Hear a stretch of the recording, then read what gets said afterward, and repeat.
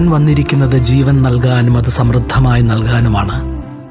സ്വജീവൻ നൽകാനായി കുരിശേറിയവൻ, ശരീരത്തിൽ പീഡകളേറ്റവൻ, അതെല്ലാം എനിക്ക് ജീവൻ നൽകാൻ വേണ്ടി മാത്രം, അതെല്ലാം എന്നെ ജീവിപ്പിക്കാൻ വേണ്ടി മാത്രം.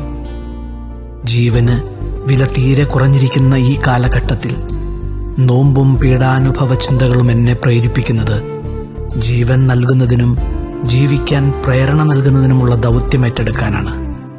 ജീവന്റെ നാഥൻ അതിനായി നമ്മെ അനുഗ്രഹിക്കട്ടെ.